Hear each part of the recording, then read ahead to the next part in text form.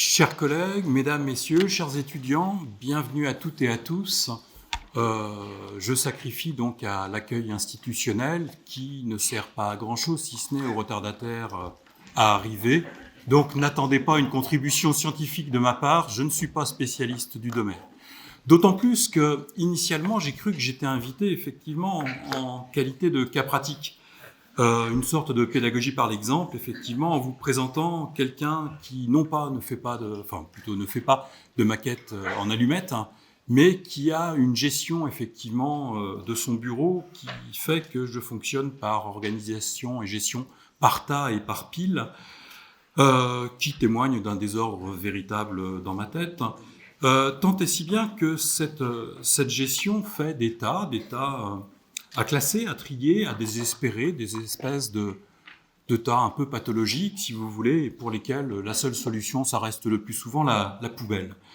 Plus sérieusement, je vous accueille effectivement à la fac en ma qualité de doyen et donc en qualité de gestionnaire d'une composante de l'établissement et qui essaye tant bien que mal effectivement de fonctionner tout en subissant les contraintes du temps, mais comme les structures dans lesquelles un certain nombre d'entre vous travaillent et qui demande à ce que tout soit tout simplement en capacité de répondre aux attentes et ce, à moindre coût. Alors, pour atteindre les sacro-saints objectifs d'économie, d'efficience et d'efficacité, on a introduit dans les organisations publiques, c'est pas grave, on a introduit des méthodes issues du secteur privé, à savoir ce fameux New Public Management. Un New Public Management qui nous demande effectivement de faire toujours plus avec toujours moins.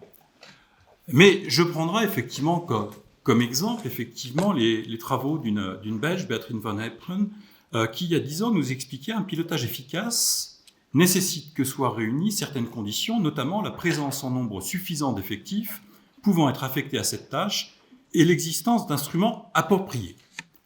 Bon, je vois au sourire de certains d'entre vous que je ne suis pas le seul effectivement à partager cette approche ou cette analyse. Et l'idée, c'est comment faire effectivement pour fonctionner dans un mode dégradé, un mode de fonctionnement dégradé avec des conséquences immédiates sur chacun d'entre nous. Faire fonctionner le service public est devenu un sacerdoce, et la faculté en est effectivement un exemple parmi tant d'autres. Le seul problème, c'est que le dévouement, sans compter, a ses limites. Nous aimons vraiment notre métier, mais nous nous y sentons de plus en plus en difficulté, au point d'en arriver à somatiser, parfois pour certains d'entre nous et pour trop d'entre nous. Face au manque de considération, au non-sens de certaines tâches, à de mauvaises conditions de travail, et puis avec toute la fatigue corrélative, on finit par lever le pied. On s'investit moins. Pour se préserver, c'est ce qui est à la mode depuis quelques mois, on parle de quiet quitting, ou effectivement de démission silencieuse, on fait le strict minimum au travail, de façon à se protéger. Le Covid avait déjà fait beaucoup de mal au collectif. Le repli sur soi, qui est bien évidemment tout à fait compréhensible, a amené nombre d'entre nous à chercher à se préserver en adoptant tout simplement un autre rapport au travail. L'idée, c'est d'éviter le burn-out individuel et personnel pour préserver sa santé, et notamment sa santé mentale. Et donc, on va finir par respecter scrupuleusement les horaires, ne plus répondre aux emails en dehors des heures de travail, et puis ne plus accepter cet empilement de tâches supplémentaires qui nous tombent dessus quotidiennement. Le problème, c'est que les incidences, elles sont tant individuelles que personnelles, mais aussi collectives, parce que tomber malade ou se mettre en repli ou en retrait, eh bien, ça a des incidences sur les autres, sur tous les autres, sur les collègues, sur les missions qui sont les nôtres. Et à ce moment-là, on s'aperçoit que c'est plus l'organisation qui impacte la santé mentale, mais la volonté légitime de préserver sa santé mentale qui impacte elle-même l'organisation. Et ça veut dire que c'est au final l'accomplissement des tâches qui nous sont dévolues qui se retrouve effectivement en difficulté.